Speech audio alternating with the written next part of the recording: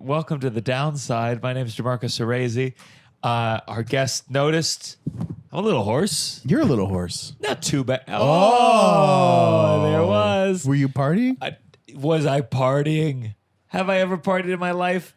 I did don't know. 11 shows. You were at, okay. 11 sold out shows in Toronto at the Comedy Bar, and I'm fucking fried. Yeah.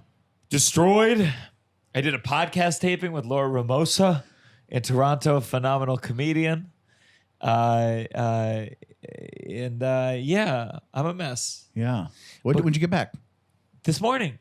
Oh. I just got back. I got my beard trimmed because we're filming this. And then this is the least, I have less notes. I'm only 20 minutes through your second Netflix special. Jason, so forgive me if I can't quote all the jokes. But I haven't seen you in forever. It feels like a long time, but I looked it up. It's actually not that long. It was only like 2 weeks. There was one time, so Russell's a man.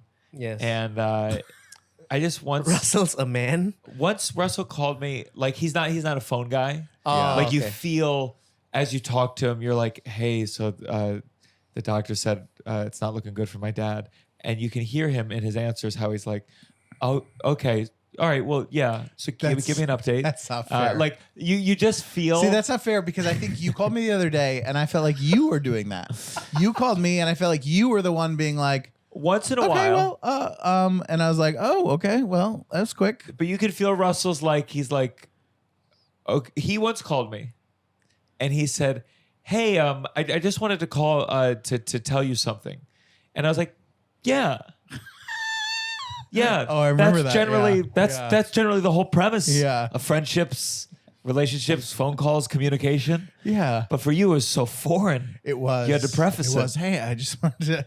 Well, I think some people have different. You like the phone, and I think a lot of people don't like it these days. I'm normal about the phone. Yeah, I don't think I'm that unnormal. My friend Chris, or we have friend Chris. He's an hour. He's on the phone with everyone. And we start talking, and I need to put more time in my friendship. So he always talks, and I go, just do it, and I start doing chores. But I don't know how he gets anything done. Because I'm like, when I talk to him too, it's great, and it goes on for a long time. But I wonder, I'm like, if he's doing this with me, how many people he's doing a day like this? Do you know what I mean? Yeah. How many?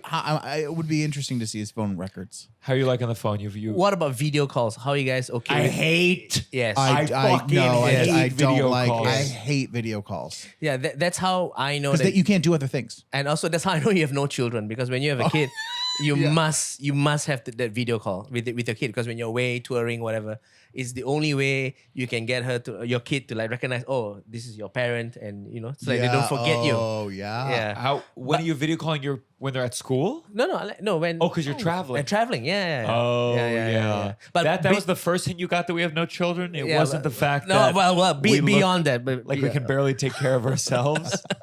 This is the downside.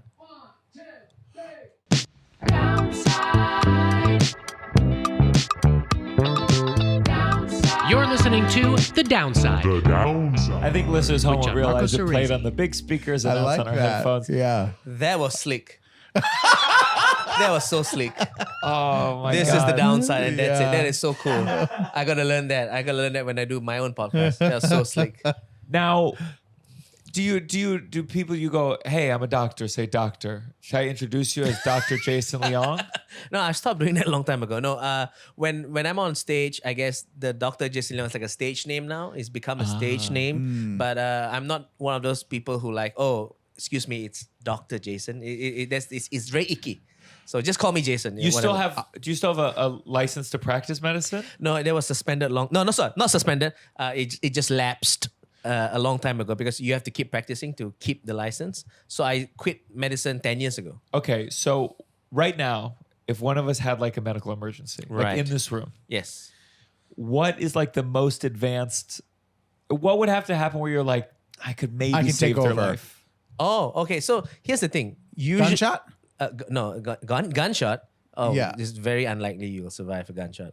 Even with a doctor on. See, Even here's if the it's thing. in his leg, No, you just go. Here's the thing. Oh, in a leg. Okay, fine. But here's the thing, right? Most people don't. I'm so sorry to start on such a macabre note, but This is the downside. yeah, but a lot of people don't realize this, that doctors are quite useless without their equipment, without their without the Sure. hospital. So like, there's nothing much you can do apart from CPR is important, of course, but CPR is not always successful. It's not. It Sure. doesn't always end up in the guy magically come back to life. Can I tell you, if Gianmarco got shot in the leg, here's how I would handle it, and you tell me if this is like the right thing to do. Okay, go. Pow! Okay, he gets shot in the leg. I'm gonna get a tourniquet. What the fuck? I'm gonna get a Jason? tourniquet to tie above the Right. wound, Yes. tie as tight as I can, Yes. and then we'll stop the bleeding like this. I think you're mixing it up with snake bite, Okay. right? Okay, so But wait, there's a he tourniquet, gets- right? Like Yeah. you want to like. So Okay, let me answer mine so- first. So you get shot in the leg. Uh-huh. Ow! I start pissing on it. No, That's even better. Actually, jellyfish. that's Yeah, how you yeah, stop yeah, the yeah. God wound. They'll distract him. He'll Yeah. go, "What are you my doing?" God. And I'll be like, "But Yeah. you don't feel pain anymore now." Yeah. Yeah, it's amazing how you can still. There's no stage fright. Your friend is dying and you're just gonna piss. Oh yeah. No stage Yeah. fright. No stage fright at all. No, I think no. So with a gunshot, you don't tie a tourniquet above the gunshot. Oh. You when it's bleeding out, you apply a lot of pressure to hopefully stop the bleeding. Oh, okay. Yeah, and like in movies where or let's say the hero gets shot, and he goes to the hospital, and then they remove The bullet. The bullet. Yes. Yeah. Yeah, it's not always the case. You don't always have to remove the bullet because the bullet it's not. It's a foreign object, but it's not dirty because when the bullet is shot, it's so hot, it's sterile, right? Does it just work its Oh. way out of your skin at some point? No, it's not normally. Sometimes, certain cases, they leave it inside. My grandfather, Yeah. get this. Yeah. My grandfather was shot in the head and survived. And the doctor said it was a miracle. We knew he just had terrible aim. Yeah. Who? But, Who okay. had terrible aim? Yeah. Okay. This is true. So this is before my mom was born. Uh-huh. My I don't know if my grandfather was like involved in mafia stuff. He's in real estate. But he got shot in the Jewish head? mafia. So someone broke into the house. Maybe there's someone breaking in, shot my grandfather in the head. Another mafioso. Kidnapped my grandmother and put her in a trunk while she was pregnant with my uncle. And they ultimately, my grandfather survived. My grandma, they got her. The baby lived. But it's in newspapers, and it was before my mom was born. Wait, what do you mean you don't know if your grandfather was in the mob? He definitely was in the mob. he is in the Do you know mob. what I mean? Not everyone who gets shot is in the mob. People who get kidnapped are in the mob. If Yeah. someone is getting shot in the head and you're taking the family and you don't know, there's questions around it, What do you think? There's and they're Italian. You think there's Sorry. I was about to go there. I wanted to go there, but I'm a guest here, so I'm like, yeah. But he's in the mob. He was in the mob. was in the you know mob. what's going on right now in America? Like all the high schoolers are in the mob. No, shut up. That's a different thing. I'm sure that's Oh my a different God. thing. Yeah. The thing you described though is definitely a mob like retaliation thing. Based on what? You didn't even know how to treat a gun wound, and now you know where they Okay, wounds come from. you're the too? only one who you presented. We don't know if he was in the mob. That's how you started this whole thing. Sure. So- It's in the papers. Like you can Google it. This is a true story. So your dad, your grandfather was in real estate, Yeah. Mob. selling. It must be a bad deal, right? Overpriced. Overpriced. Oh, then, yeah. Okay. You knew he was Jewish too. Yeah. So I would shoot my real estate agent which sold me. I would shoot him and then piss on the gunshot wound. Yeah. well, Jason, before we get deep into your life, there's one thing I wanted to say. Sorry, I just got Wait, here. I have one more doctor question. You go Yes, for yes, it. sir. Oh, please, you have one more. You have 10 more. No, my thought because you said you don't care if people call you doctor. Blah blah blah. Yeah. Do you, as someone who was a real doctor? Yes, sir. Not that there's not, people get their doctorates, Sure. But sometimes people are insistent on being called doctor, and then it's like for like reading, and you're like, do you know what I mean? Like, so Yes. do you have any feelings about that as someone who's a real doctor? You're talking about Dr. Joe Biden? Oh, I wasn't. No, I don't think she's like weird about it being doctor, is it? Is That she? was a big Republican thing where they were like, she calls herself a doctor. No, okay. People do that, and I always kind of roll my eyes unless you're a medical doctor. Yeah. I'm sorry, I Yes. do. I guess to call me a Republican, I do.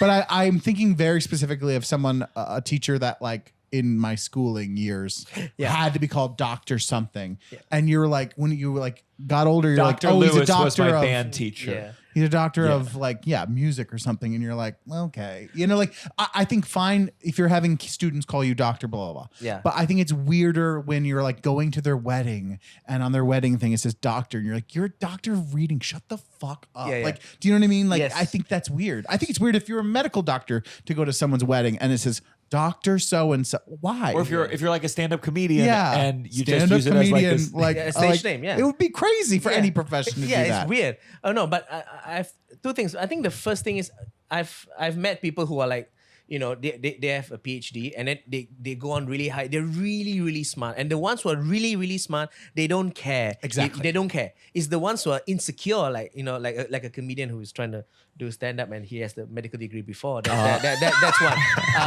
So, you know, when you're in the upper echelons, they don't really care, Yeah. right? I know people who are okay if you call them by just their name, but they're like super smart. Yeah.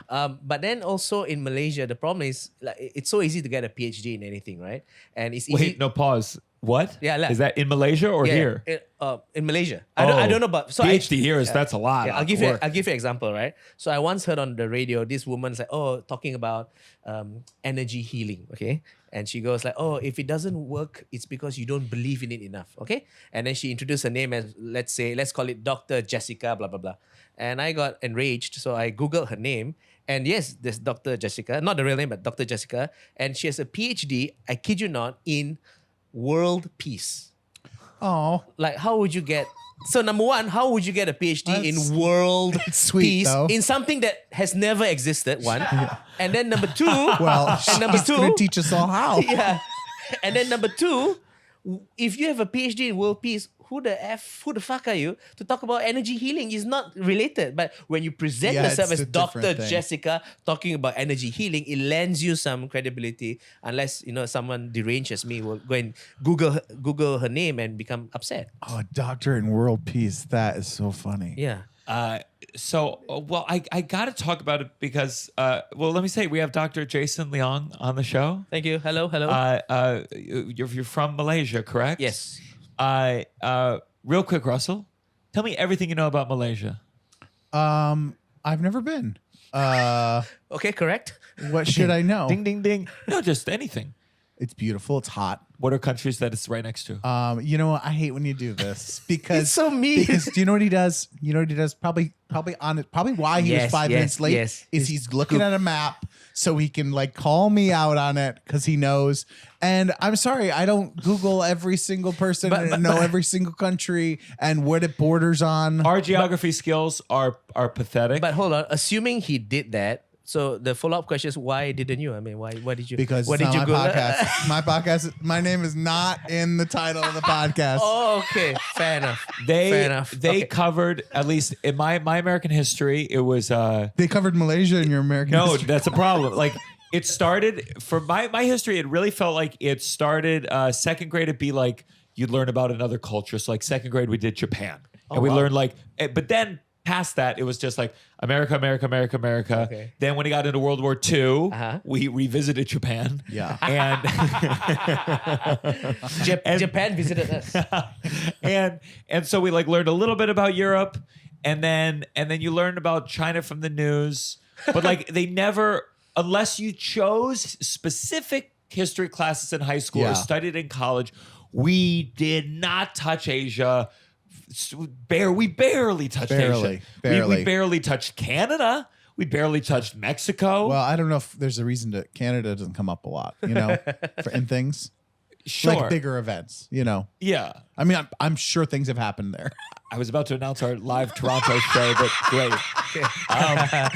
Yeah. So what? So here's what I think No, I I know about appreciate that, Malaysia, but and not I'll making- be honest in my ignorance about the things I think I know about Malaysia. Mm-hmm. Near China, not part of China. Okay. Great. I believe that's Oh, this is humiliating. That's where is that right now where all the chips are being built that are really complicated?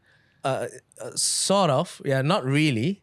Okay, not so really. the number one chip manufacturer is Taiwan, and now we are trying to. That's what I meant. But we're not really there. Yeah, really not and there. I'm hoping personally. Also, okay.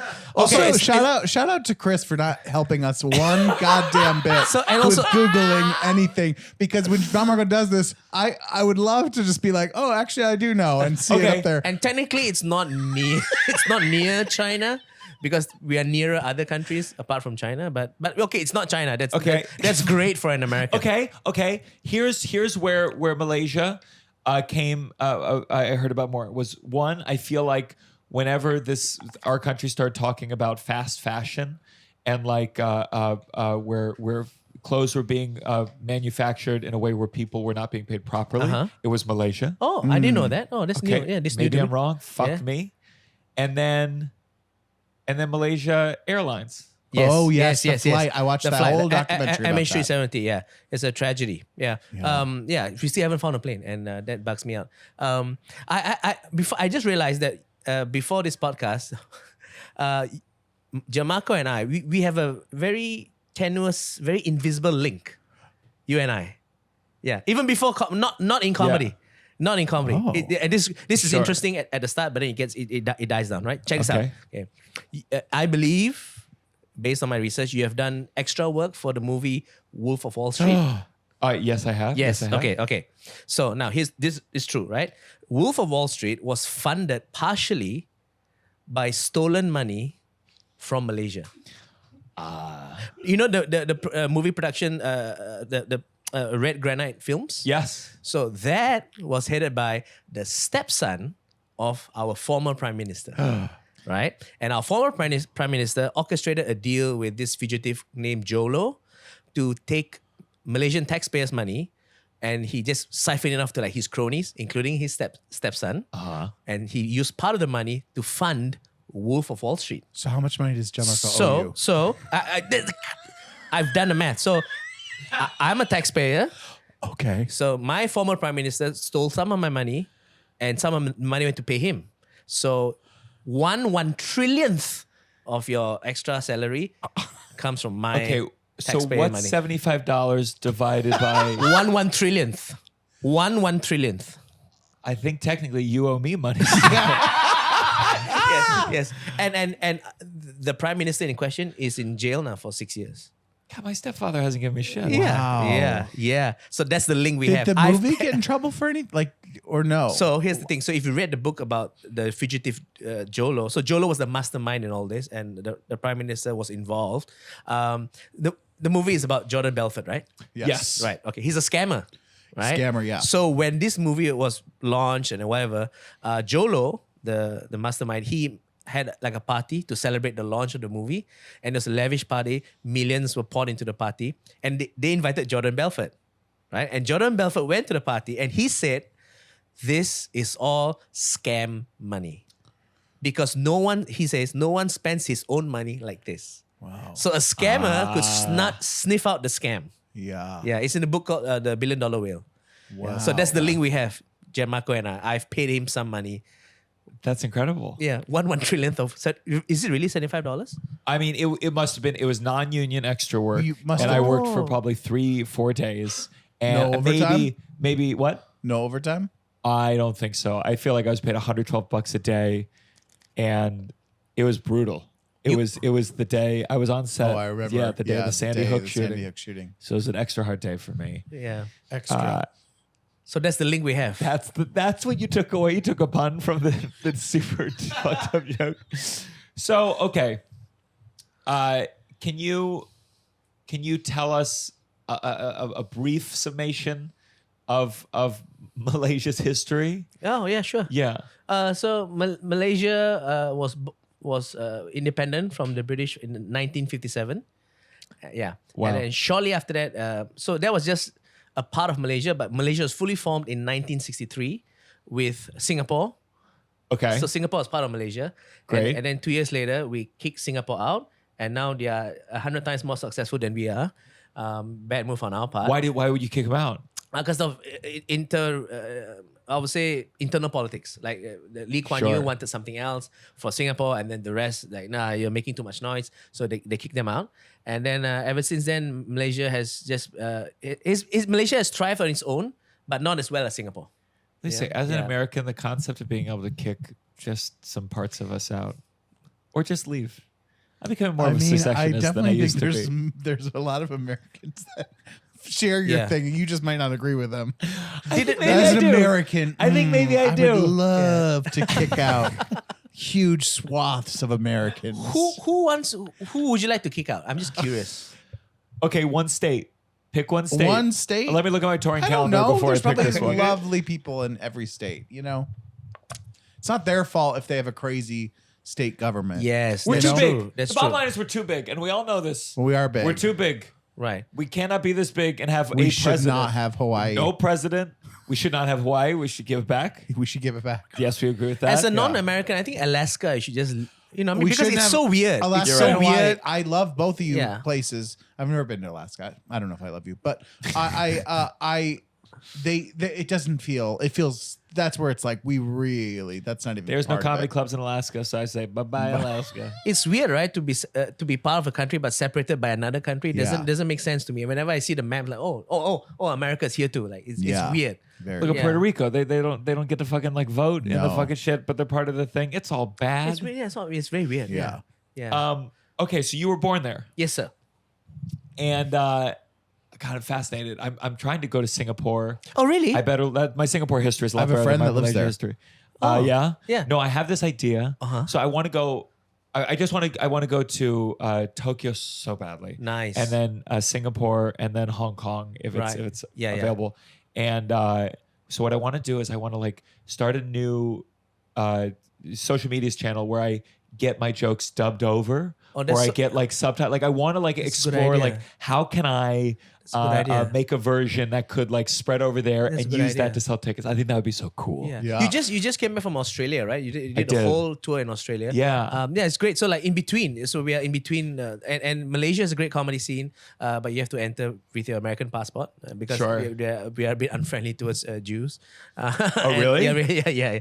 Really? Yeah. Why? Yeah, because Malaysia is a secular nation, but Islam is the official religion, and ever Man, I since, don't know a fucking thing about Malaysia, dude. and ever since from the very beginning, they've been very pro-Palestine, whatever. Our passport. If they look at my Twitter, Yeah, exactly. For you, my passport, say, hey, look at these last You 10 should, tweets. you should print out your Twitter. Yeah. Look at these hate emails I got from the Fish Festival. I mean, Yeah. God.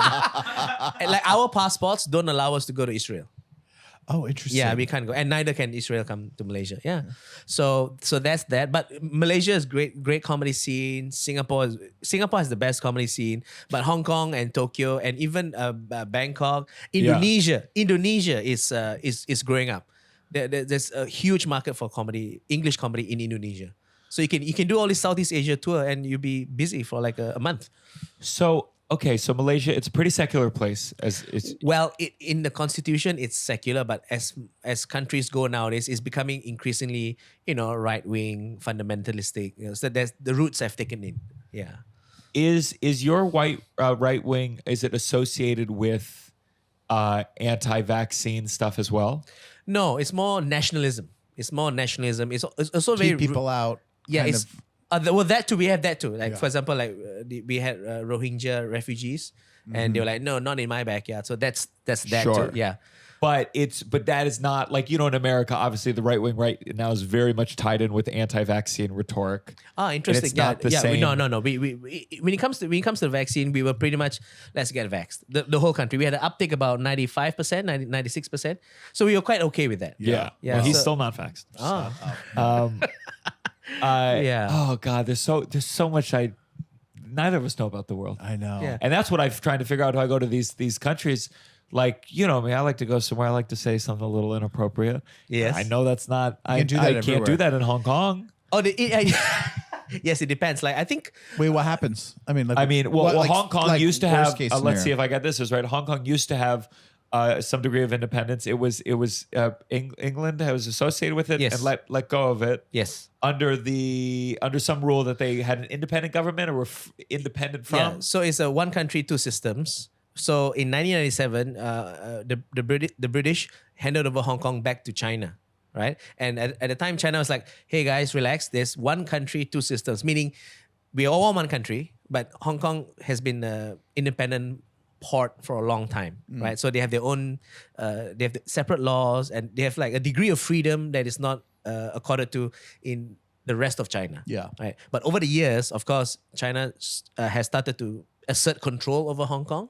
So in a way, like if you meet people in Hong Kong and they'll say, yeah, the spirit of Hong Kong has changed a bit. Yeah. There were some intense protests in Hong Kong against the Chinese government, kind of overtaking things, and then it was just you can't fucking beat you. The peak of it was I believe during COVID or 2019, the peak of it, they had 2 million people out on the streets protesting. Wow. And that's a city of 7 million. So one in every 3 was on the streets protesting. There's a particular law that they try to pass. So Hong Kong Hong Kong is really vibrant. I would say some people say it's like the New York of Asia. Yeah, but the spirit has changed a little bit. So like the person I worked with in Australia, I think I can say all this. His name's Andy Curtin.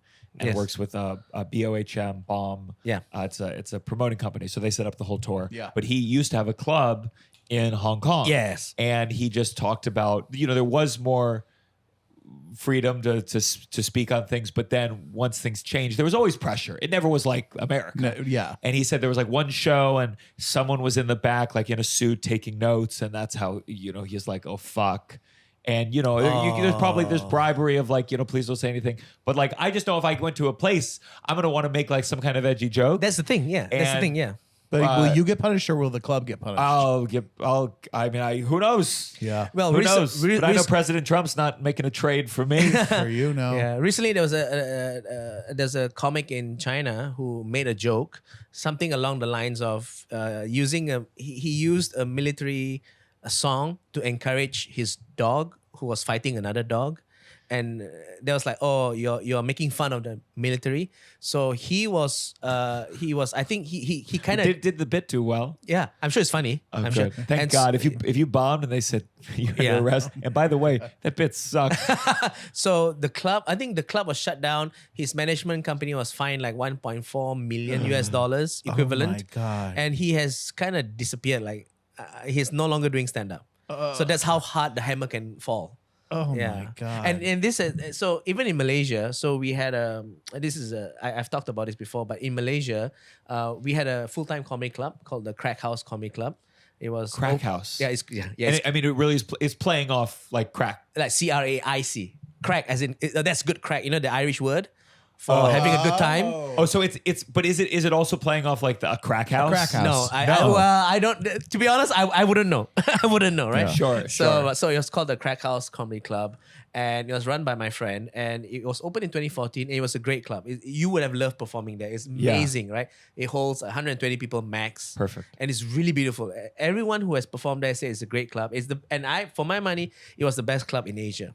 Okay, so in 2022, a woman came on one of the open mic shows, and she was a Muslim girl, but she was wearing a hijab and conservative outfit. And then she said, "Hi, my name is so and so, and I'm a Muslim." But then she takes off all her clothes, and she's wearing like lingerie underneath. Okay. So her boyfriend recorded it. Oh. The club was horrified. Okay, you're banned for life. Never come back here again. So they were in retaliation. The boyfriend uploaded the clip saying, "Hey, look, the audience was clapping. Why are you banning her?" Within hours, like it spread like wildfire because people are like, this is insulting to Islam. How can you do this? And then that became, how can this club allow this kinds of insults to our religion? So within less than 24 hours, he was uploaded at 9 a.m. on a Saturday. By that night, the club was raided. Yeah, by religious officials. I happened to be there. Religious government officials? Yes. The federal agency of that handles Islamic affairs. Even though it's secular, they still have this. They have all that. Okay. Yeah. So they raided with cops. They raided the club, and the club got shut down. Right, the club got shut down. You were there when it happened. I happened to be there because were you on stage? No. I was there. I happened to be there, and then they stopped the show, and then so we all just went up to see what's going on, and it was raided. And shortly after that, my friend who owns the club, he's a comic himself. So when the mob got upset, the mob then, hey, he's a comedian too. Let's check out his. And he had some jokes which made. He had some jokes which involves religion, but he's not directly attacking religion. But they were like, oh, this is insulting our religion. He's also Muslim, by the way, but that doesn't matter. So, and he was ultimately arrested, and he spent one night in jail, which is just one night, of course. And then there was a court case going on, and he eventually pled guilty and he paid a fine for it. But but you see that's how hard the hammer can fall when it falls. It falls very suddenly. Is that video online? Is it? No, it's not online. It's not. I think it might be online, but if you go, if you just Google Crack House Comedy Club, if you put HI hijab panties will come right up. I don't think so. It's something else. Yeah. Immediately incognito mode. Whoa. Wait. Okay. Wait. But that's like when comedians are like, you can't say anything anymore. You're like, what are you talking? Like here. Exactly. So I mean, you're like, there are people getting literally arrested. I'd love for Joe Rogan to go to Malaysia and do his act and see how that goes. Cancel culture here and back home is very different. It's very different. Do you look at the American comedians talking about this shit and go, shut the fuck up? Yeah, I do. Yeah. Shut the fuck up. At Madison Square Garden saying you can't say anything anymore. You can. No one is literally stopping you. Yeah. So talk to me about you as a comedian. You love comedy. You understand comedy. The fact that you're talking about this openly makes me go, what are your lines? How are you careful? Well, okay, so you're on Netflix. What do you go? Well, I'm not going to say that on Netflix because then I can't. Of course. What's your rules? Yeah. So this is all. There we go. So this the is woman all who open knowledge. allegedly insulted Islam during a performance at the Crack House Comedy Club in Kuala Lumpur recently has been arrested. Police said they also obtained a 3-day remand order.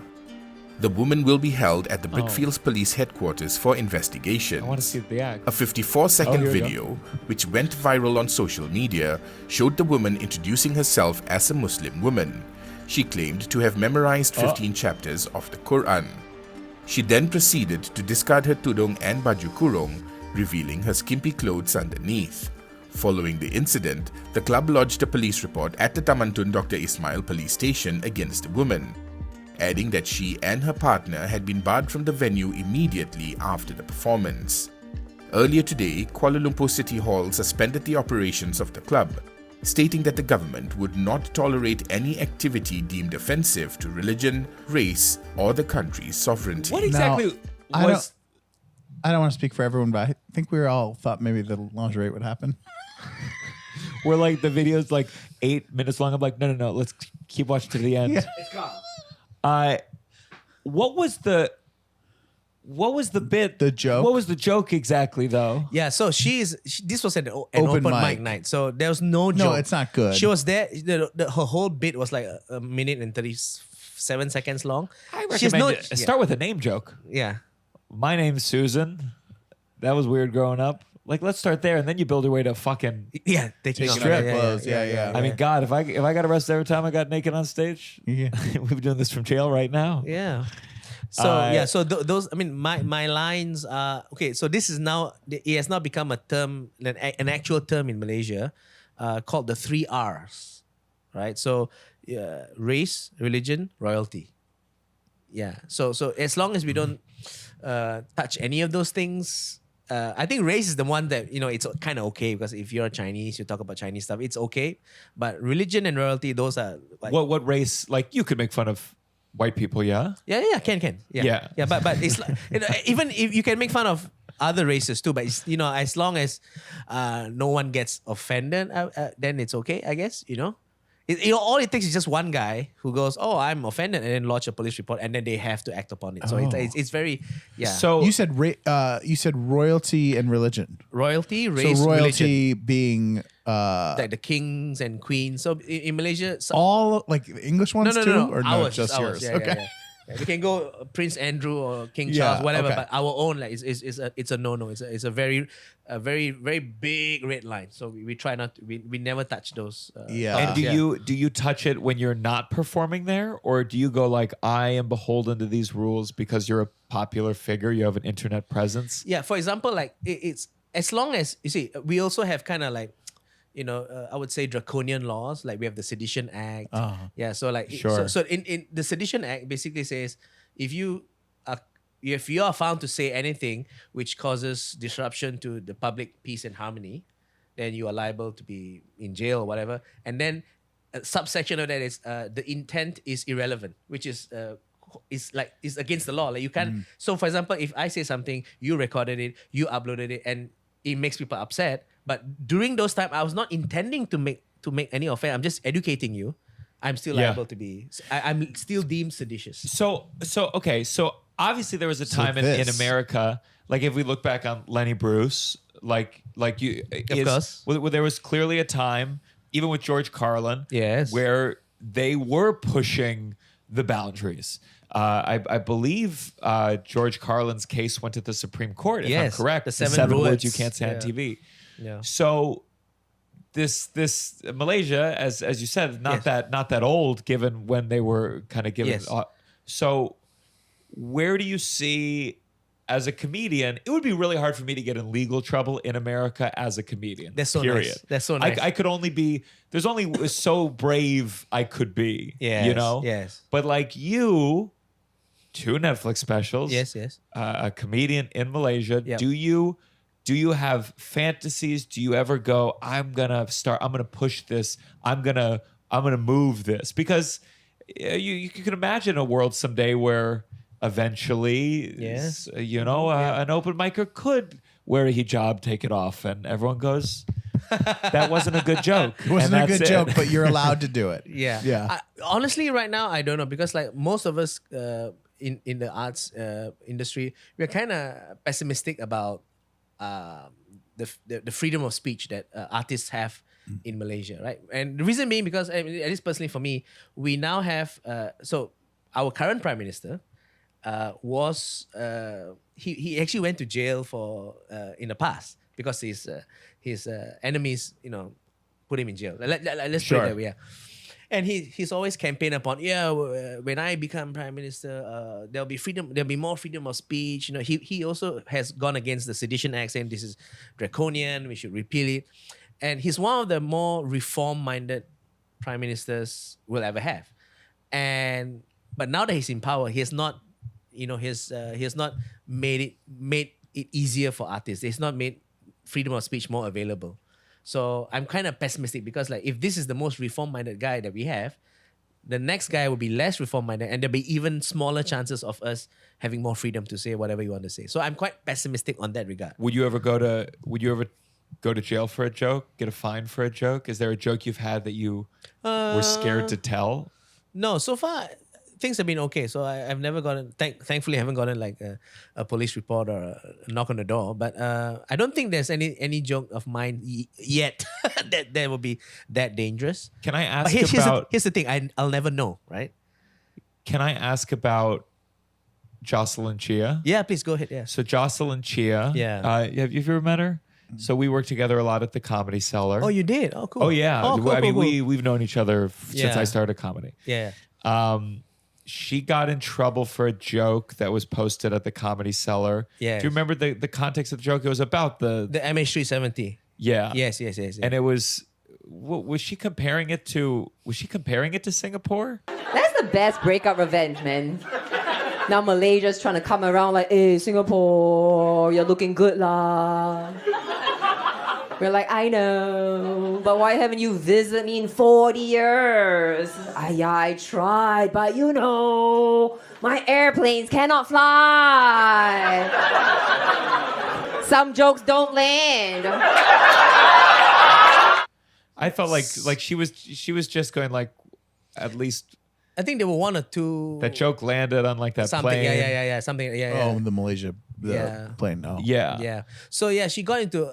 She's not from. No, she's from Singapore. She's from Singapore. So yeah, at Singapore, as you said, there's a rivalry. There's always a rivalry. There's a rivalry. So I believe Yeah. her bit was just like why Singapore's better than Malaysia. I think so, yes. And so what happened was, I think even Singapore like denounced that joke, and I mean, get this. So the government denounced. Yeah. Her telling a joke at the Comedy Cellar 30 Yeah. minutes away from here. Yeah, so there's both. Even the Malaysian government denounced her, and the Singapore government denounced her, and there were a lot of police reports made against her. And of course, the cyberbullying came after that. That she had a lot of Oh, yeah. yeah, of course, as per usual for any comedian. Sure. Yeah. So and then but she is in America. She's an American. So Yes. there are laws to protect her. So I think she's okay. I don't think she's in any trouble. Yeah, it's just There's- scary when the whole internet has decided. There's a When a one- whole government. There's a 1 week uproar, like a 1 or Yeah. 2 weeks of nonstop. She's Yeah. trending on Twitter for like a week, 2 weeks. Wow. Yeah. But there is something so cool about not being able to ever go to a country because of a joke you told Yeah. somewhere else. Yeah, Do you think she's on? Do you think she's on a list somewhere? I would tell her not to come to Malaysia or even Singapore for that matter. I think Oh my God! Yeah. Really? They'd Yeah. hold on to that long? No. I don't know. But I wouldn't. If I were her, I wouldn't come to Singapore. I mean, Yeah. At the very least, I wouldn't fly Malaysian Airlines, but that's a whole different story. Careful. I'm sure it's. I mean, listen. We're with Boeing. It's not like we got Yeah. better airplanes Yeah. over here. Yeah. The whole world is falling apart. Yeah. Where no one's in any place to really be going, our country's got it better. It's all Yeah. bad. Yeah, I know. I have friends who are afraid of flying, right? And I tell them it's fine. But nowadays I'm getting myself in like when I book a flight, I check on what's the aircraft Oh, yeah. of the flight. I can't. You can't do that to yourself. Yeah, but if it's Boeing, I'll be like, I'll go with an Airbus. You know what I mean? Like, it's scary to go on a Boeing now. It's statistically dangerous, right? Yeah. I mean, you fly a lot. We both fly a lot. so- I fly enough that I can't. I go, oh shit! It's the plane that crashed, and it's $1 cheaper. Yeah. And but remember, your one of the flights, your fiance's seat wouldn't recline. Oh my girlfriend. Yes. Oh, sorry. Fiance. Fiance, right? I just got to make an It edit. started here. No. Yes, Fiance. my girlfriend. No, it's fine. Oh, sorry. No. Please, she'll be thrilled. Sorry. Yeah. It wouldn't recline. It wouldn't recline the first class seat to Australia. I'm sure yeah. it's a Boeing. I'm sure You it know, was. I watched that whole documentary on that Malaysia thing, and they didn't have answers in that documentary. It's one of those where they just kind of pose different things. Wait, isn't that the But- one where they thought that it was a suicide? That's one of the theories. But another one of the theories, the most interesting one for me, as was that the U.S. did it. That they blew it away because they were smuggling. Someone on the thing was smuggling something from China, like a secret wow. thing. That was Yes. one of the theories posed. Is that it was maybe we did it. Welcome to the Joe Rogan experience, everyone. I'm just telling you. America shot down the plane. It was on Netflix. They threw out like 7 or 8 theories. That was one of them. That was the one that they were like. But then they were like, they threw it out, and then they were like, but that didn't happen. But the way that they told it at first. But then I they was looked at the camera like, yeah. No. The way I saw it is that the documentary is like, here's how we think it happened, right? Uh-huh. And then it became so outlandish that the guy who posited the theory is like, yeah, but it's a bit wild. Like, I mean, Yeah. come on, man, you're Yes. doubling Yes. back on your own shit, right? Yeah. But it makes for good TV. It does make Yeah. it for TV. Did It you was wa- the only one I remembered really. Did you watch the one about the 737 Max? No. Oh, you're in for which one was that? About the downfall, about the 737 Max. Oh, the Boeing ones. Yes. Oh, the Boeing ones where The they other said- Boeing I ones, haven't yeah. But watched that's the that one where yet. they said that the update did something where it just kept correcting. yes, and it yes. went down. You should watch that. That's crazy. That's great. Worst audio I've ever heard in my life. I can't help it. It just popped up on Twitter, and I said, "Okay, my Twitter's awful." It was there was a pilot in Germany, German plane, Yeah. and he flew it into the ocean, and there is the black box recording of the passengers just banging on the cockpit door, saying, "Please, please, please don't." Wait, he's doing. What is he doing? What? He's just taking it down. He wanted to do that. He wanted to do it. Yeah. Yeah. Gianmarco, why are you sharing this stuff? There's some urging me. when You I'm saying that now, suppressing it's it. going to be on my Twitter now. I'm Do suppressing you know it what so much, but like I'm like, for a moment I was going to turn that into a knock knock joke, and it's Go. it's What's the joke? okay. Knock knock. Who's there? The passengers on the plane. The passenger on the plane. Who? Please. Was that just Gianmarco, I'm you've gonna get bummed banned everyone from out. Germany. You've bummed everyone out. What's the joke? The joke. I think Yeah, it's what's just. the joke? Oh, that's the one. Oh, Yeah. I think ultimately it's silence because it's. or lots of noise. The black boxes. Did you see the video? It was a plane in China, I believe, and they said that one was a suicide. Where the plane there's a video where it's like going like in the middle of like streets, and there's this. You see a video of a plane just kind of going downwards in the middle of streets. It looks surreal, like Yeah. a Matrix. It doesn't Yeah. make sense to see that here. And I saw that on the way to Vegas. When someone does that, when someone kills a lot of other people, are they labeled as like a? They should be like. Are they labeled as like a serial killer? Like they're usually labeled as dead. no, but do you know what I mean? Like that. There's like, it shouldn't just be like, oh, there is a suicide and they took everyone down. Like they're murderers. Do you know what I mean? Like they're like they've killed hundreds of people. You know. I don't Yeah. know where we need to put it down. We don't, but it needs to go somewhere that they're that's Yeah, bad. they're definitely not like they're not making the Hall of Fame. Yeah, that's true. They're not making like a Captain Sully movie about them where Tom Captain Hanks played them. Sully. That would be the turn Tom Hanks. He goes from pilot that is successful to his place. Oh, this is bleak. very Are bleak. you normally more macabre after like doing a bunch of shows and you're tired? Oh yeah. Yeah. Is that the high, the crash from the high, right? I love Anthony Jeselnik. Yes, of And course. I I do. You know, the only thing that I like the thing that I never got, like talk about countries, I was thinking about him, like for a while he wouldn't go to New Zealand. Oh. And so what he did this thing. Do you know about this? No. Oh, I love this. Shock. So Jeselnik had a show called The Jeselnik Offensive. And he really enjoys, at least at that time especially, like would come up with the dark joke right away after sometimes tragedy, right in the moment. I like a little bit of distance. Yes. Like he got in trouble on Twitter because there was after the Boston Marathon bombing, the tweet was essentially, and I'm misquoting, like people have asked me, am I going to make a joke about this? But there are some lines you shouldn't cross, like the marathoners couldn't cross the line. Something. Yes. And he ended up making a whole special about having to delete it and all this stuff. But he did this thing on a show called Shark Party, and someone in he loves sharks, and someone in New Zealand was eaten by a shark, and like very soon after on the Comedy Central show, he did a dance where he had everyone dressed as sharks, and he was like, "It's Shark Party. Every time someone gets eaten by a shark, we do a shark dance." And I think it ended with a picture of the guy on an easel. I'm pretty sure. Now you can find it online. I think at the time, this is before the internet quite had its hands on everything. So like it was wiped away.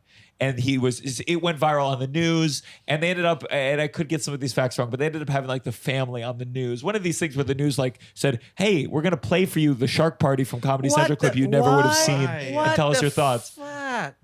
But I always thought, like, I still feel viscerally, oh my God, if I got eaten by a shark, I have that anxiety. If I'm like, oh, what does it feel like for your leg to be bitten off? And so it's too alive in my head to make the joke. Whereas like a plane thing, it's far enough away. It's a little bit surreal. Right. I fly in a lot of planes. I feel justified. But I think that's the thing where like if I ever make a pedophile joke around my dad, he'll be like, that's not funny. And I feel like it's for him. Yes. He just his imagination takes him to the fully realized dark picture before he can aftermath. enjoy the I comedy can see of both it. ways. There's Yeah. just depending on my mood, I can be like, oh, I don't even like that. Doesn't make me laugh. Certain things sometimes, but then another part of me is like, people joking about it is at least a good thing rather than having to like think about that horrible story you just shared on your comedy podcast about passengers bang. Yeah. So rather than us just sitting there thinking of that horrible thing that no one should ever have to think or know or experience. Making a joke about it is a better feeling than having to, think about that. And I kind of feel that if I do get eaten by a shark, it would be an honor if Anthony Jeselnik does a dance. Because of me, that'd be great. This is a good. At least if I die, at least Jeselnik gets a 5-minute bit, and I'll be on it. I think about shark attacks all the time because That's too much. Yeah. Thank you. All the time. That is too much. All the time. Anytime- You live in New York. bro. anytime by an ocean, though, that's a lot. I mean, I was just When you really think about the ocean, if you like take that second, you're like, we should. Tova goes, why would you go in that? Yeah. It's crazy. It's endless depths. But it's not. Like, think about, there's millions of people going in the ocean every day, and it's not happening very nothing. often. Yeah, nothing happens. We yeah. hear about every single shark attack. because it's rare. If there's a shark attack happening in the world, I'm going to hear about it. We're all going to hear about it. So, like, it's super rare, you know? so you shouldn't be thinking about it all the time. I shouldn't. I shouldn't. yeah. You know, I just think of specific stories all the time. I think of that woman in Maine. They didn't even have sharks there really, and now they do. And she's swimming every day. She lived in New York, I think. She retired. She was about to retire, and she's swimming and she was swimming with her daughter, and boom, boom, and they never The shark had, shot her? Yeah. They never had a shark attack. You know, I think about it all the time. Now, Because hundreds of years they just never have shark attacks, and then all of a sudden we get them now in Maine. You know, Yeah. I mean, I'm not there. what but do you do with the shark? Because sometimes I think like, You pee on it. No, sorry. but I gouge believe you its punch eye. it. You gouge its eyes. Nose, the snout, whatever. Yeah, you punch and gouge the eye. This is the stuff that I wouldn't be able to do that in real time, though. You know, Yeah. It's You're very just like, optimistic. you know, yeah. I remember I always get confused with black bear and brown bear. One, you're supposed to play dead, and one, you're supposed to make yourself really big. Big, yeah. And I'm like, those are opposites. Brown lay down, Brown lay down. black Attack. Is that it? Who said that? It must attack me. Is that, if it's brown, lay down. What do you think? If it's if it's either or, black. Yeah, why don't you just yell at it and like get real big? Yeah. But you know you can okay. So this happened recently in Malaysia. And since we're on this, so you talk about how like you think about shark attacks, but it'll never happen to you, right? So Well, recently in Malaysia, something happened which none of us here would have ever thought would happen to us. But there was a tourist from India, and she's just walking in Kuala Lumpur, the city, right? And then a sinkhole appears below her. I think about sinkholes all the time. And How do you get through the day? And then there's a video of this. So there's a sinkhole. She drops down, and till today we can't find her body. Yeah, that's how bad the infrastructure is. So a sinkhole appeared. You can see it's Oh Oh my God, we got I don't want to watch the sinkhole. she just Yeah. and we can't find the body. Yeah. Well, And I'm sure she never thought, oh, one day I'll, that's how you, but yeah. a sinkhole. Yeah. At least that if it ever happens to you, you could be like, I knew it. I was right. If it's a shark, you'd be like, I knew it. No, If you fall in a sinkhole and there's a shark at the bottom of that sinkhole, you could be like, God See damn a it. sinkhole, it would be embarrassing. I'd be like, oh, of course, the ground gave out below me. You know, of course, I would be like this That's universe so being funny. like, you're fat. You know, like. I just want to be clear to the two Malaysian viewers who are watching this. I'm not laughing about it. Yes. The Americans are. I'm not. Oh, I'm laughing about me going into a sinkhole, not that poor woman. That poor woman. Yeah, No. No. That's saying it's him. No, I'm saying me. Oh, if I were to you go down fell a into a sinkhole, it would be like me. But this is the problem with all this stuff is that like people get upset because they're sad about this. They're sad. Yeah. We feel the thing that we all feel, and it's God. Why does the world have suffering?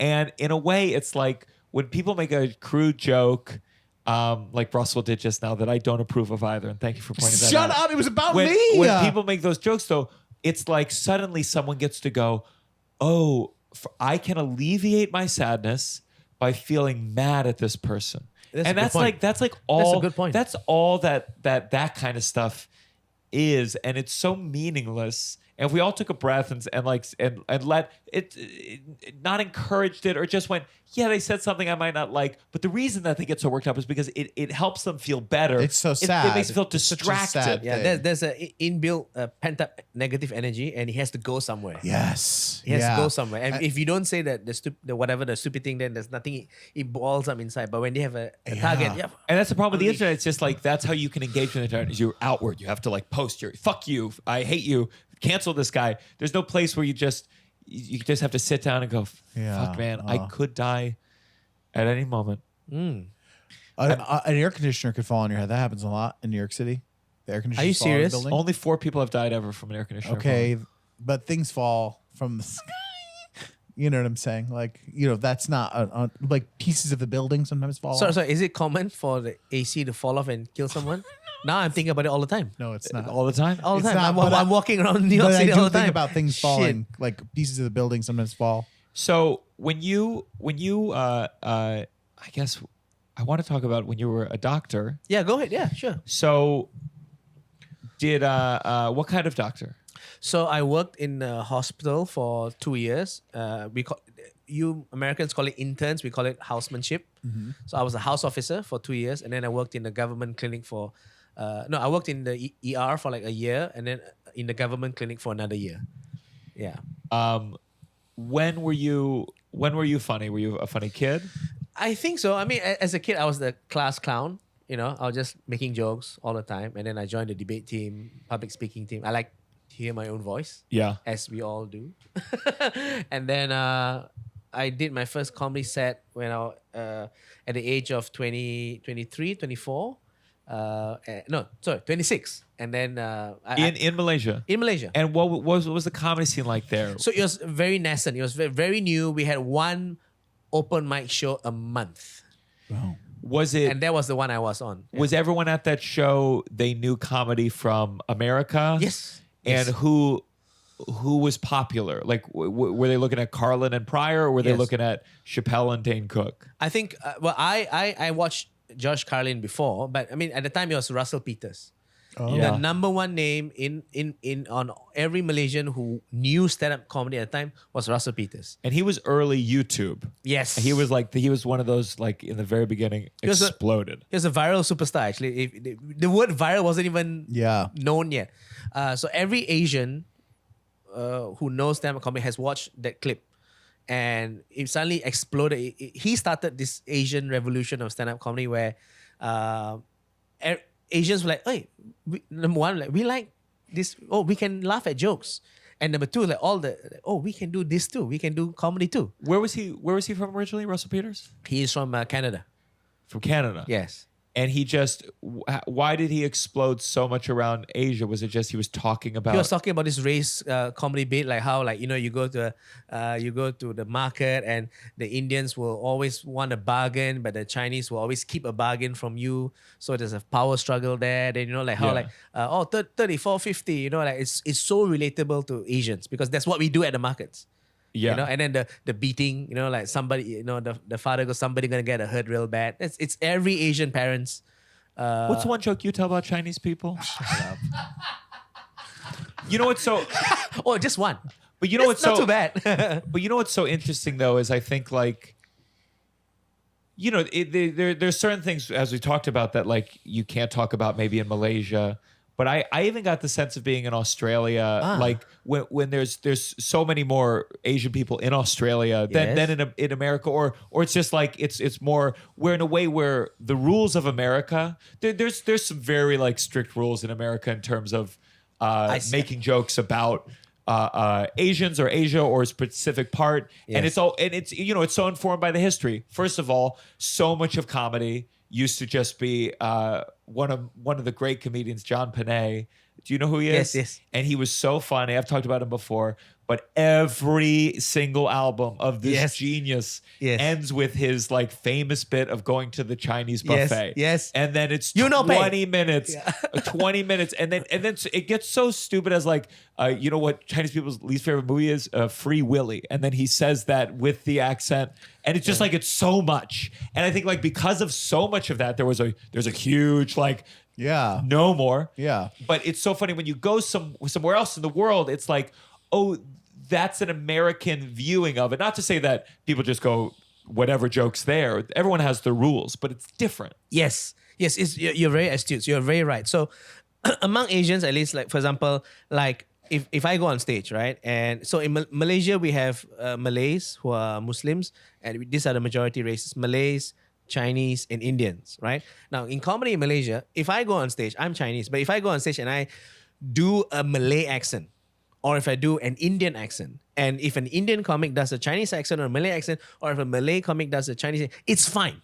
Yeah. Because we all grew up together. It's fine. There's no, like, oh, you can't do this accent. It's fine. And and vice versa. Like if we see see let's say an American comic, a white guy comes on stage in Malaysia, and if he does the Indian accent, the Malay accent, or the Chinese accent, not only will we not get offended, we'll be like, that he fucking nailed it. That's amazing, right? Because he's like, in a way honoring our culture, and he took the time to know us. Wait, you said if a white guy did If a it? white guy came to Malaysia, yes, let's get Gianmarco goes, book. I want a flight, a one-way ticket. Not Boeing. He's been dying to. Now, immediately. Wow. I got a new hour. A new hour. 1 hour My God. I've been sitting on this one for a long of time. accents. Wow, Oh my brilliant. God. But really, Yeah, so because we don't have that history and that baggage.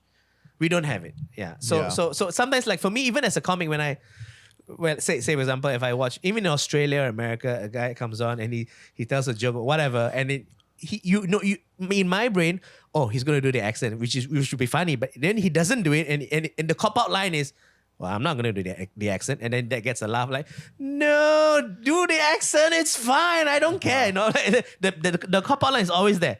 I'm not gonna do the accent. You do it yourself. Whatever that is. Yeah. I have a Yeah. line. I'm proud of this line. It was it's some story where there's a woman and she's Haitian, and we talk. I say what I say. She says this. And obviously she had a very thick Haitian accent, but I'm not going to do it because as a white guy it would be too funny. And it's fun. It's just fun to That's wild to me. And I'm sure, let's say hypothetically, if you were to do that bit with the Haitian accent, I'm just speaking from, not a single actual Haitian will be offended at you. Right? Absolutely, Right? Absolutely. But I think They'll be there's- Americans. It all. I mean, it depends where you. I think what can be interesting about I think comedy also, like, is that comedy's not always just about like this is why context and culture is so important. Of like part of comedy is just like what is the okay thing here, what is not okay, and playing with it wherever it is. So if I were to be, in Malaysia, my jokes. I wouldn't necessarily even want to do the accent thing because Exactly. it would be It's more not about you. how do I play with it in a different way. Yes. That would make someone go, what? And it's like, Yeah. that's what comedy isn't just saying a naughty thing. It's kind of walking the tightrope wherever you are. Yeah. And And I think, coming back, and I think that's where the problem lies with Jocelyn's set, in the sense that because that's the problem with the internet. Exactly, because like I'm sure her set for the seller audience was fine. It was fine. And even if there were Malaysians there, they are not Malaysians who live in Malaysia all the time. They were there to watch a comedy show. But the moment it gets on the internet, the Sure. rules are different because the rules are everywhere. Well, it's like when Yeah. if Americans would get offended, like at this point, everyone's telling 9/11 jokes. But like if the week of 9/11, someone in a different country made a joke about 9/11, I mean, Americans would be like, how the fuck could they ever? And it's like, guys, are you kidding me? America literally fucking bombed that place the other week. Yeah, like yeah. shut, like it's so, Yeah. you have to, your brain has to be so goddamn limited and unable to conceive of the world outside of your home. Yeah. And that's the interesting thing about being a comedian now. Is like we are bound by rules locally, but if we want to become big internationally, we're then bound by a whole different set of rules Yeah. and different sets of different rules. And you can't navigate, you can't please everyone, and you can't make everyone be not offended. It's a whole different game now. Yeah. So you were kind of funny growing up. Kinda. And you listened to George Carlin. At what age are we talking? Josh Carlin was. Here's the sad thing is I only found out about him after he passed. This is 2010, I think 2028. And I watched all his clips, was fascinated. And then I like Ricky Gervais, Sure. Chris Rock, and Dara O'Brien. This was my early influences. Who was that last one? Dara O'Brien. He's a legend from Ireland. Yeah, I gotta learn more about. I don't know who that is. Oh, but I gotta go to. Have you listened to any George Carlin? A little bit, but like only like the bigger things that pop up in like when they're doing documentaries and stuff. You know, I like, watched his- everything of Josh Carlin. Really? Yeah. Favorite George Carlin joke? The one where he goes, religion is bullshit. Sure. My favorite Yeah. that I think as a comic, it's he opens the special and he goes, "Have you ever noticed all the women have you ever noticed all the women at anti-abortion rallies are always the kind of women you never would want to fuck in the first place? And it was like right out the gate. And it was Right out like, the gate. again, and it was like at a time where he could have maybe gotten in trouble for that. And that's what Yeah. made it exciting. Yes. My favorite, another bit, my second favorite is the bit where it's a very family-friendly bit. It's a bit about stuff. Yes. Notice you have stuff and other people have shit. Oh yeah. Yeah. One of his better wordplay jokes. Yeah. You watch that documentary? No, actually, what documentary? There's a is it? 2-part documentary on HBO about Yeah, George Carlin. it's good. And I think the fascinating part about it as like a working comedian Yes. is that the dip his career took, where like he Oh. was, the cool guy, and even after the Supreme Court, which inarguably the coolest thing a comedian could do, go to the court for freedom of speech, and then his jokes got weird. And at some point, Mad TV made fun of him in a way that like really bothered him because he was on stage and like, I don't know if this Mad TV or him, and that's how low he was. I can't tell the difference. He was like, peas. That's a weird word. Ease. I eat peas with a B. And, like he just like got lost in language. Yeah. And then later in life, post 9/11 and whatnot, some of his stand up was just like, don't you want to just kill everybody? yeah. Everyone should die. Yeah. I can't wait for everyone to die. Thank you very much. Why is everyone crying? Like it was brutal. He Wow. was mad. Wow. And I'm headed there. Yeah. I'm Really? headed there. Oh yeah. One of these days. You're just mad, no jokes. If I had one more show in Toronto, the last one would have been like, To the listeners of this podcast, Gianmarco is just like staring into Staring distance now. into- It's very unsettling. it's because and I weird. keep trying to think of a knock-knock joke. I really want to end with a knock-knock joke that's like perfect and brilliant yeah. from that thing. From that thing. It's hard to talk and do the same thing. So then I did my first set in 2010, and then it kind of, because at the time in And were you a doctor?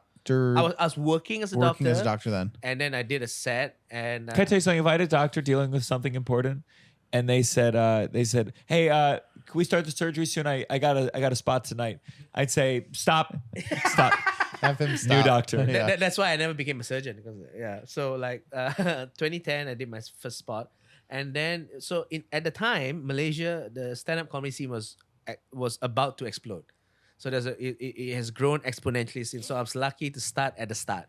Was there one thing that made it kind of pop, or So the clip Russell Peters made. Russ Spears made it, and Yeah, then just and clubs then- started opening up? Yeah, and- so like in 2010 was just once a month, and then slowly as the shows became popular, like other shows started popping up, and then Wild. and then there's this thing where someone started this thing called the Comedy Club KL, where they flew in guys from America or Australia or the UK. So they'll do a circuit. They'll come to Hong Kong, Bangkok, KL, Singapore, and then maybe Jakarta, and then they go back up. So like this it's part of a Wow. circuit. So like they could make it work. For a short period of time, they could make it work, and it was great. So we get like legends like Paul Ogata, Yeah. Gina Yashere, Tom Rhodes, all Wow. came through there. And then and since then, now we have like 20, 30 shows a month. Sure. Right? Yeah, pop-up shows. And Yeah. so I was lucky enough, like from 2010 to 2014, I was getting gigs regularly, touring, and then in 2014, I quit medicine to do. Was it hard to leave medicine at all? Did you love medicine in some capacity? I love studying medicine, but working as a doctor in Malaysia is very challenging because the bureaucracy is very high, a lot of red tape, and there's no easy career progression. There's a lot of bullying. Hours are long. Everything. Really? Yeah, hours are long. The wages are shit, and wages haven't. Wages are bad. bad, very bad. Yeah. For doctors. Yeah, for public doctor, in the public service, Yeah. and the wages have not changed since I started. So Oh my God. I started working in 2011. No, 2009. Yeah. I started working. You know wages are bad when your doctors are leaving medicine for stand-up stand-up comedy. Yeah. But in Malaysia, it's a different market. So I got by with doing like corporate gigs and also my own shows. So Yeah. it's been okay. So I quit medicine in 2014, and then 2015, like I did the Melbourne Comedy Festival, and then I also won a competition in 2013, Uh-huh. and in 2014 I did spots in New York and in LA. Wow. One last question about being a doctor. When you I were didn't know we had decided on the last one for it, but I guess I'm throwing so. it out there. How did you deal with like I feel that people are coming in. I actually don't know. You mentioned you were in the ER though. Yeah. But I was only in the green zone where like coughs and colds. But go on, yeah. Oh, Yeah, okay, yeah. okay. I was gonna say working in an ER feels like it would haunt me. It's stress. Yes, it's It- stressful. Like thinking of all the horrible things you see day in and day out. oh yeah, of course, every day. Yeah. But if you're mainly dealing with the coughs, then I guess that's not No, too bad. but we still see the broken bones and everything. Yeah. Everything happens in the ER in one day. So like there's a death in the ER, there's a heart attack, there's a Did that wear on you at all? Like in Not- terms of not really. It wasn't the workload that was wearing me down. It's just the bureaucracy and the like how to say like all the bullying and all the like all the stuff that doesn't make you happy to go to work. Yeah. It's not the work. It's the people you have to deal with. Was there anything you got from it where you said, "Wow, I'm doing good in the world"? And I understand comedy will make everyone laugh. But was there any? and that's why you do it, right? Hey, that's why why I do you it, do it. baby. Right? laughter Just to is make the other best people medicine. I happy. say it's the feeling I get sometimes. And I don't mean this cruelly. Where someone will say after a show, they say, "Hey, I just want you to know I got diagnosed with cancer, and watching your comedy really helped me get through the chemotherapy." And I'm like, "That's sweet," but I know I can't. It's not like I can really take it in because the truth is that if you told me my comedy is what caused the cancer in the first place, Yeah. I'd still do it. Yeah. And so I can't. You can't I own can't, I it. can't You're go not like saving I can't, anyone. I'm You're not- glad. yeah. I'm glad. It's a nice thing but that is happening. I did the comedy because I love doing the comedy. Yeah. Like, was there any part of you that got a purpose out of it that you go? I just imagine. I if do get I mad was- because some performers act like they're doing it for the people. And I go like, if And I'm like, I shut up. I know if they didn't find me, Yeah. they would have found Jeff Arcuri and Yeah. been just as fine. Yeah. You're not a comic, right? I am You stand up, ish, but I'm not a stand-up comic. Right. no. So like Wow, all these years you haven't the- come up with a good way to say what you are. I'm in comedy. Jesus Christ. like I'm in the comedy world. I'm in the comedy scene. Let me do it. Jesus Christ. I'm a Russell theatrical is comedian. a phenomenal comedian. Yes. He has a long acting background, can do Shakespeare, wow. but also one of the most brilliant sketch comedians and an incredible writer, and was recently understudying Yeah. Josh Gad on Broadway. Yeah. Wow. Okay. Well, that's He should what be we'll- your agent. Yeah. Yeah. Well, No, his no. girlfriend's my manager. Yeah. so. Oh, there you go. No, what I meant was like the subtext of him, if my comedy caused the cancer, Yes. I would still do it. So the subtext is he thinks that my comedy is so powerful. It Yeah. can cause a chronic, debilitating, incurable disease. That's how powerful my comedy Sometimes is. doctor comes in and says, "Have you been watching Gianmarco Soresi?" See? Yeah. See? Um, What kind of cancer would your comedy cause? oh my God. I feel like testicular somehow. Oh my God. Something that creates for impotence. Oh my God. Do you ever look back on your old life and go, wow, that was, is it fair to say doctors are heroes? Well, yeah, especially I talked about this in my special where so during the pandemic, right? Comedians had no work. Yeah. So I'm at home. I'm not doing jack shit. I'm playing video games. Now my wife is a doctor. I met her in medical school. Oh. Right? So she is every day going out to the front lines, and she's an anesthetist. So who any COVID patients who are ventilated on the ventilator, yeah. that's anesthetists. They are the ones who are taking care of the sickest COVID patients. Right? She's literally on the front lines saving people every day. And I'm there. Yeah. Like, laughter's the best medicine, whatever bullshit. I'm playing video games. So they are heroes. They are really heroes. But at no point during the pandemic did I go, Did you volunteer? I'm going back on the front line. No. Darling, you go. I'm going to stay and make content. Wow. Well, someone's got to. You know? Let's go on to our next segment. This Who's has gonna? gotta, Who's gonna do This it? has got to stop. this has got to stop. Yeah. Anything you gotta? Yeah, that I have needs a to quick stop? one. Okay, so when sometimes celebrities share something on Instagram and they share it, and it could be a number of things. It could be a dumb video about anti-vaxxing. It could be a video about why we need to make sure we keep killing Palestinian children and why it's all defensible. Anything. But they share it and they'll be like, oh, thought this was interesting. Not fully owning what they are sharing, but totally endorsing something fucking psychotic. Yes. Okay? So I hate this shit. Yes. I prefer if you own it, that you're Yes. a lunatic and that you're genocidal or whatever it is. Own it. Please own it. Then I know, it's all but I hate when people are dancing around it because they know that they shouldn't really be doing it and it's controversial. So they won't fully own it, but they'll share it and they'll be like, I thought this was interesting or worth a look or shut the fuck up, Pink. Okay, we know what you're endorsing. And it's annoying to me because it's like, it's just one of those things where there's so many celebrities like that. And I'm like, either go and do it and say it or don't, because it's clear where you stand. And it's so annoying to me. It's so annoying that just thought this might be, I'm just posing. And if you go, hey, that was actually really shitty. Oh yeah, no, I wasn't saying. Yeah, no, I wasn't. I just thought you should watch the whole 15-minute video. Yeah. Having a cake in 82, right? Yes. Just what do you think of this? What do you think of this? Yeah. And it's an 8-minute video. Yeah. Oh, you want to watch 8 minutes? No. Yeah. Anyways. Yeah. I'm fully on board. That's nice. Yeah. Mine, this has got to stop.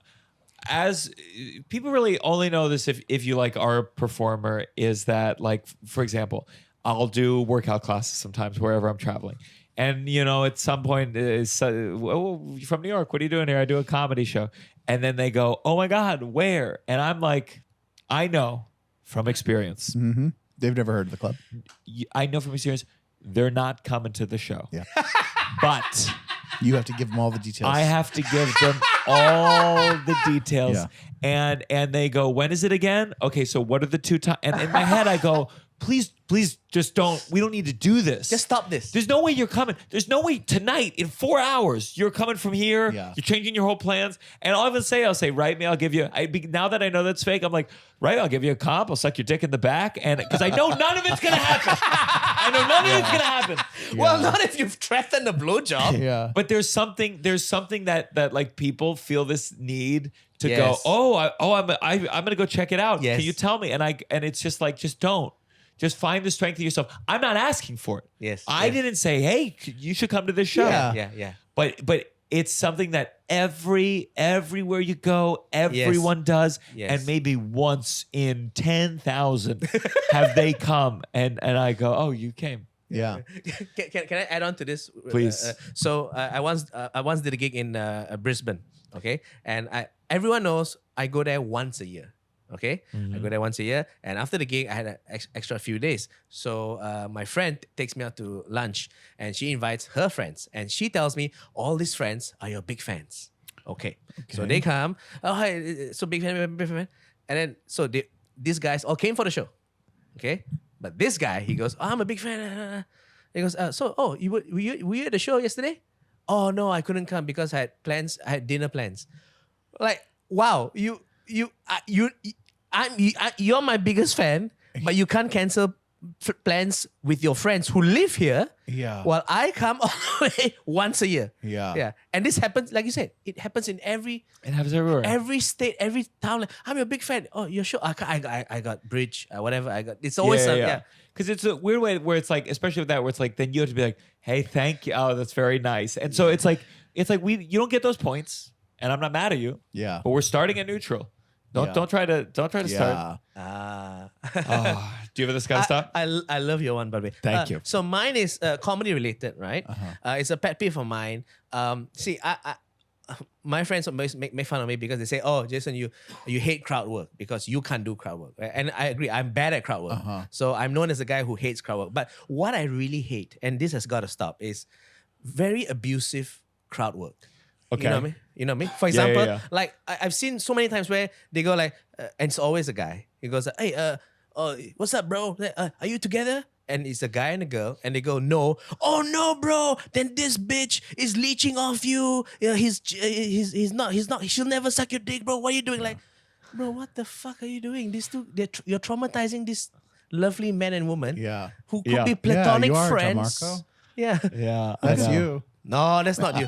And it's like, No, I get what you mean. yeah. No, I know sometimes it is Yeah. like they're very like I've watched all your clips. It's quick fine, to yeah. go to a really like antagonistic thing to maybe hopefully get more content. You know what I Yeah. mean? It feels like that's a crutch for some people. Yeah. Yeah. I'm trying to think when I started at LOL Comedy Club. I mean, it was low hanging fruit crowd work for sure. Oh, okay. And like the one that always happened is two guys sitting next together was like, you two fucking, Oh yeah. you two gay. Yeah. I remember like talk about places where people were doing Indian accents still for sure. Yeah. Or if there was anyone who was brown, it'd be like, what's in that backpack? Bomb in there, and you'd be like, Jesus Oh my Christ, what did I enter a God. time portal before I came to this show? And I think once I just remember once it was like a group of guys, and I said, oh, it's like a boy band. If they're all gay, it was so bad. It was this like early comedy, and like you're freaking out on stage. You need a laugh, and you're like, and you're gay, you're Yeah. gay. But even then, it's not like I get traumatized when like it's that kind of crowd work where they make the woman feel Yeah. weird for not being his girlfriend. Like what's can't two friends just go for a comedy show? You know? I don't know why anyone sits in those front two rows. My Toronto show, they paid extra for the front row. I would not be back of the house in darkness is where I want to be watching comedy. Yeah. Yeah. The thing that my shows, if there's a group of 4 guys, I could make a joke and just be like, "What you 4 straight?" And they'd be like, no, we're not, Gianmarco." And I'm like, hell yeah. Let's go to our final segment. You better count your blessings. Wow. You better count your blessing. Russell, do you have a blessing? Yeah.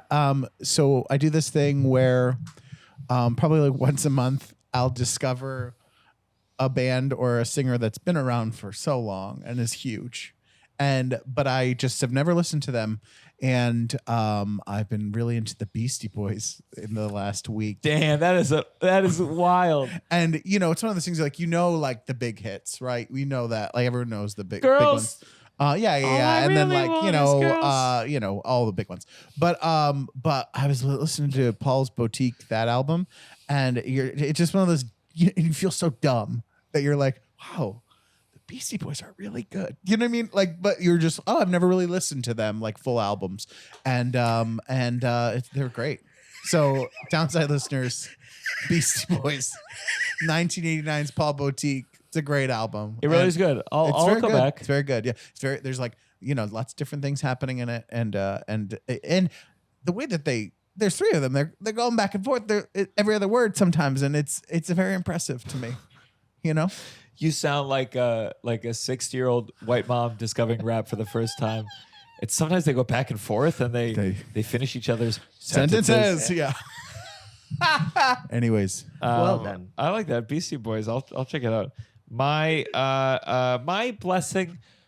I sometimes don't know. Like sometimes as comedians, they have their accomplishments, and I get annoyed when I don't know how to talk about it sometimes because it's I just think it becomes obnoxious. Sometimes when people are like winning every award, like let's say they have like some HBO specials winning all the awards. Okay. At a certain point, it's like, yeah, and you won another award. Yeah, you win all the awards. All these Okay. things. But like I thought it was very cool going to Toronto.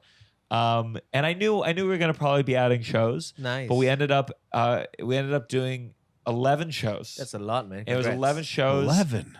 Congrats. And again, like I think posting about numbers is lame, but it was at the end of the day it was 1,650 people across all the shows, and then they said it was a record. It's the record for most sold out shows Congrats. at this venue, and it was like I don't want to be. If I ever sell out the Beacon to just be like, I sold out the Beacon, it was this many seats. But there was something about this week where it's like a smaller club. I worked a lot of hours. I put in the work to make that third show happen, and it just felt like, oh, cool.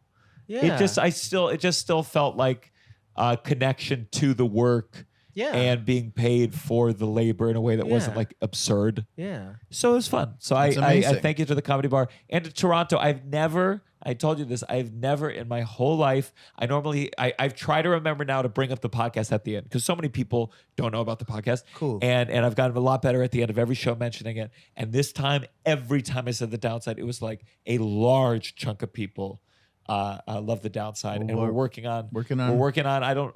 It's not set or anything, but we're looking at maybe January and hopefully soon to join downside. And by the way, patreon.com/downside. Join it. Nice. What's your blessing? Okay, before I do that, I just want to share. I don't know if you know this, but so I got an email telling me that I should prepare something for the blessing, right? And Yes. your producer Paige, Yes. who is lovely. Yes. Now I've never met Paige in my life, Sure. so our interactions have always been businesslike Yeah. and email. This is the greatest email I've gotten from a producer. The podcast ends with our palate cleanser, Count Your Blessings, where everyone shares what some specific thing, blah, blah, and not generic shit with no details like my health or family. And I replied, Paige, that is the greatest briefing email I've ever gotten for a podcast. Bro, we have never met, and please share something and not generic shit. There's no asterisk. It's just SHIT. That is the... and that's when I was so excited for this podcast. Yeah. It's really nice to hear. That's the standard. That's good. That's the level. That's good. Right? Yeah, Paige will love that. I love you, Paige. And Yes. I know exactly what episode that instruction started with. I won't say the guest, but his blessing was music. Right. Hey, And that was mine today. did not go. Yeah, but it was more specific. right. Paige, add Beastie Boys, add rap groups from the 80s that everyone already knows about. Right. Mine, I have two. Very quickly. Great. The first one, and they're linked. The first one is, I think I'm very grateful for that nowadays, especially among men, mental health is no longer a taboo subject, right? Mm-hmm. So you can easily go like, oh, I'm feeling down or depressed, and your friends, even your male friends, will like check in on you and see if you're okay. And I'm very grateful for that because this year has been tough because I lost a friend and he passed. He's my age, and ever since then, like people know I was going through a bad patch, and friends from everywhere like check it. Hey, you okay? You okay? How you feeling? And even now to be able to tell my wife that I'm feeling a bit depressed, it's like a huge blessing, and so different from just a generation ago. Yeah. Like our Yeah. dads No, didn't have this no. luxury of, hey, I'm feeling a bit down, because they'd be like, hey, just man up, bro, just man up and get it over with. So I'm so grateful that is and just it just happened yesterday. Another friend, but luckily not as close, passed away. So I'm grateful that we have this support system where we can talk about For it. a second, I thought that was your second blessing. No, that's not. She. And the second one is similar to yours, I think, music, because big fan of Linkin Park. Oh yeah. Massive fan. They came to Malaysia to perform many years ago, and I watched at that concert. It was amazing. I'll never forget the concert. And then and now they're coming back with a new lead singer, Yeah. Emily Armstrong. What do you think of her? I love it. She's a bit different style, different sound, but it's very refreshing, and it's clear she loves the music. And a lot of people, the people who hate on her, they get the idea wrong. Like, she's not there to replace Chester. No one can replace Chester, but it's just a way of paying homage and continuing the legacy. And a lot of fans, including myself, are loving it because we get to hear Linkin Park again. Yeah. So those are my blessings. That's a beautiful blessing. I will say one thing people are mad about Scientology. Oh, really? Yes. And also, guess who's hearing she went to in support Oh no. Scientology. Can you guess? What's the one low level actor that has fucked up on so many careers? Yeah, Danny Masterson. Yeah. Oh. Wow, he really got people to turn out for him. You know Must what? You know what the must be a good friend. That's I had that thought. I was like, God damn! A lot of Sounds people like a really nightmare fucking- person, but he had a lot of people show up for him. Oof. But she, That's the downside. I think recently she came out with a statement saying that she acknowledges that she shouldn't have done it. Yeah. Yeah, and it's a different time in her life. It's a very PR statement, but yeah, there's a statement out. Yeah. Look, if that's all she did, there's singers who've done a lot worse in this world. Totally. If we're as in terms of singers, she's a saint. Scientology. I'll take that over what Pink did. That's so funny. Yeah. So this is coming out October 1st. Oh. Anything that you want to plug? I don't think so. I'm doing shows in Malaysia. So to all my American fans, tell your friends in Malaysia that I'm doing shows, and you can find me at Dr. Jason Leong on Instagram, Facebook, and Twitter, or my YouTube channel, Jason Leong. Thank you very much. Can I perform there? Please. It would okay. I'll produce a show, and I'll produce your show, and you. Hey, I'll do it. I'll market it. He does accents. All your accents. And he's Jew. But we won't tell you he's Jew. Oh, that's so funny. Oh my God. Yeah. We have to sign a waiver that you won't sue me if you get in trouble. I don't think I have anything to promote. October 1st. Follow me on Instagram at Russell J. Daniels. More announcements soon. There's that optimism. See me headline Cleveland, Ohio. I'll be back at Hilarities Comedy Club Thursday, Friday, and Saturday. Weekend after that, Atlanta, Georgia is going to be great. Ooh, and Atlanta. Huntsville, right before Atlanta. So October 9th, Huntsville, Alabama. I went to a strip club there once in Huntsville, Alabama. We'll talk about it later. We'll talk about it later. And then October 10th, 11th, 12th, and 13th, Atlanta. Please show up. That's a lot of shows. Too many shows. Frankly shocking. What does Atlanta think it is? Toronto? Because it's not based on the last time I was there, sales wise. And do me a favor, guys. Join the Patreon. I know we Russell was out for 2 episodes, but he's here for a bunch more. And I know that we're fucking recording this September 9th. You join the Patreon. That's the closer that we can get to start recording these and releasing these even sooner back to back. So patreon.com/downside. Be on the lookout for tour dates coming up. We got 2 bonus Patreon episodes every month now. It's a really exciting time to get there. And they'll just be us, us. Episodes. And I haven't thought knock knock. Who's there? The passengers on your airplane. The passengers on your airplane. Who? I can't think of one. Gianmarco. Wait, I want to. Why did you start talking? You sold out Toronto? This is the downside. 1, 2, 3. Downside. Downside. You're listening to The Downside. The Downside. With Gianmarco Soresi.